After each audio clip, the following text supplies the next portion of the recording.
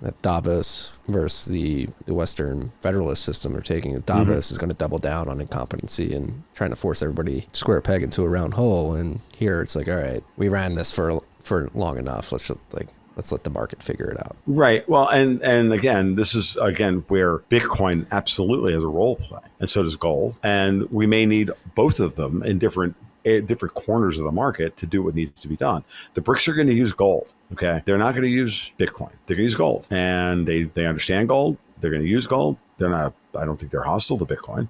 But for right now, gold is going to be the gig. And for us, we have gold. We're going to end up having to deploy our gold. I'm dead serious. Like, we're going to deploy our gold at some point if we survive this. And if we don't, then the United States will break up, and Davos will win a round in that, they'll target the breakup of the U.S. in such a way that the bond market, because that's always the target here. The U.S. bond market is the target, folks. It's like, let's not kid ourselves. And, some of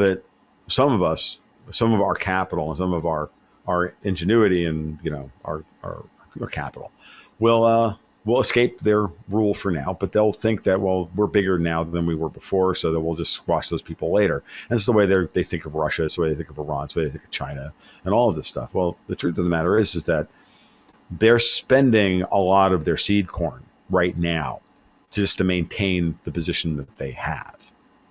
And they're very good at fronting inevitability and fronting that they're winning because they know that if they show weakness at all, the whole thing collapses like a house of cards very quickly. Because, that's just the nature of, because, eventually we'll have a bank run on Davos as confidence in its ability to project power collapses.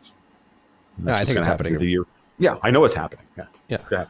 You compound COVID, which many people thought was a speed run to try to force things and take the foot off the pedal for a bit. But now, like the immigration crisis, particularly, it's like like people, they're eating the cats, they're eating the dogs, they're eating people's pets. Like, the memes are great. Many people want to believe that is fake news, but most competent Americans that don't lie to themselves and believe their lying eyes can see, like, no, this seems to be happening. And you have like Pete Buttigieg coming out yesterday, crime rates are down. Everybody's like, that's bullshit. Like, right. Like every speed, like they're accelerating at a pace that's very obvious. It's not like the frog boiling in water. It's like the water's already boiling and they're trying to throw us all in it at once. Right. Like, whoa, this is you guys are speed running this, which signals that they're desperate, scared to an extent.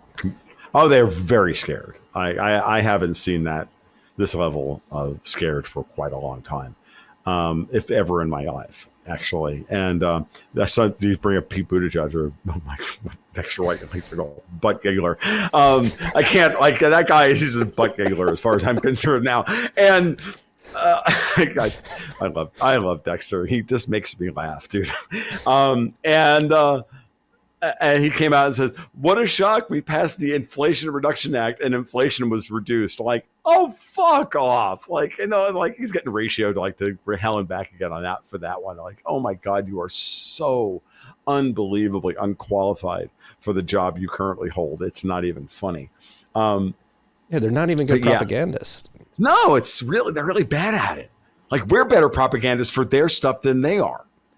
Like, we can write sarcastic memes about their shit that is better than the shit they put out. The shit they put out is just so friggin' bad, we just laugh at it.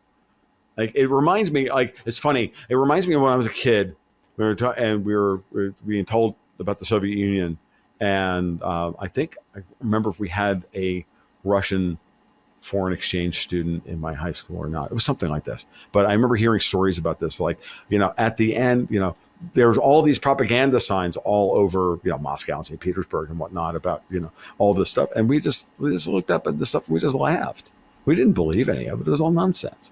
And it's that, it's like they, we pretend to work and they pretend to pay us. Like, that's the way things are. And I think we've reached that level of I don't know, crazy, to be honest with you. So they're I've said this before too. I just remind you, like, these are like the grandchildren of wealth, right? The grandfather makes the wealth, the son maintains the wealth, and the grandchild spends it all on hookers and blow. And that's the people who are running the show right now. And they're fronting because they've been taught how to present themselves in public as, wise and insouciant and with it and above it all, but they're not. Did you see Christine Lagarde on The Daily Show, for fuck's sake? I missed it. I saw some tweets about it, but well, aside from the fact that it was nauseating, I could only watch 5 minutes of it. It was clearly a moment of that's panic. You put Christine Lagarde on The Daily Show with Mr. DNC mouthpiece himself, John fucking Stewart. That's them trying to sell her as a more personable, oligarch than Jerome Powell. Same week they did the same thing with Trudeau on Stephen Colbert, didn't they? Right, they did, didn't they? Yeah. Yeah. Same thing. So when you see, good point. So when you see a cluster of those things, that's them trying to sell the whole group. Trudeau's going to lose. Lagarde is going to be torn to pieces by the market and by the Federal Reserve. She's being torn apart by the market. Like, dude, they cut 50 basis points right on Wednesday, and we're still getting the bear steepener trade in the U.S. bond market.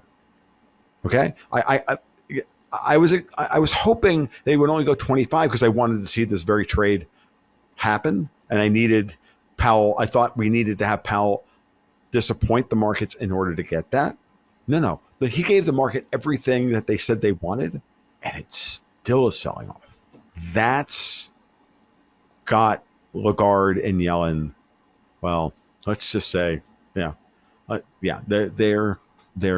what to do just at this point, but to keep buying treasuries into a bear market, and they're going to get fucking crushed. Hey, do you still have your Bitcoin on an exchange?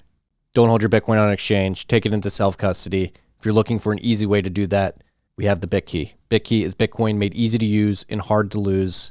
Take the first step. Get your Bitcoin off the exchange. Check out the link in the show notes. That'll get you 20% off your BitKey, or use the code TFTC20 at checkout.